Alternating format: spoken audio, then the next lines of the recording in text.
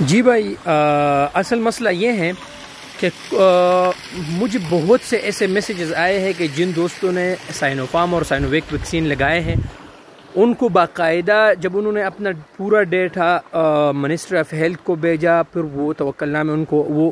محسن بھی ہو گیا اور ان کو باقاعدہ سرٹیفکیٹ بھی صحتی کی طرف سے جاری ہوا۔ ایک بات میرے اندازے کے مطابق انہوں نے پہلے تو کہا تھا، لیکن پھر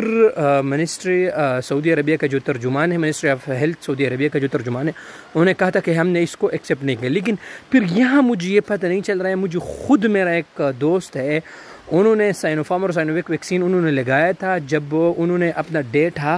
پورا ان کو بھیجا منسٹری آف ہیلتھ کو، تو ان کا پورا جو ہے نا وہ محسن ہو گیا۔ تو اس لیے ابھی میرا آپ دوستوں کے لیے مشورہ یہی ہے کہ جنہوں نے یہ ویکسین لگایا ہے، تو آپ لوگوں کا تو اس پہ کوئی پیسے بھی نہیں جائے گا، اس لیے آپ لوگ اس طرح کریں کہ سائنوفارم اور سائنوویک ویکسین والے دوست وہ جو ای سروس رجسٹریشن ہے،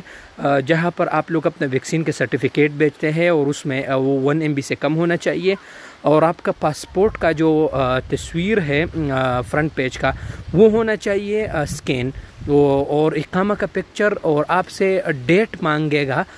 فرسٹ ڈوز کا اور سیکنڈ ڈوز کا، وہ آپ لوگوں نے دینا ہے، اور آپ نے اپنا ای میل دینا ہے، اور اس ای میل کے بعد پھر آپ نے اپنا رجسٹرڈ نمبر دینا ہے جو آپ کے نام پر ہو اور ابشر والا نمبر ہو۔ تو اس طریقے سے انشاءاللہ آپ لوگ بھیجیں، انشاءاللہ اللہ تبارک و تعالیٰ کے فضل سے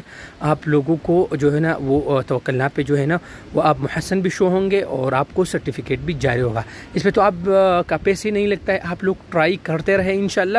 ہو جائے گا اس طرح انشاءاللہ۔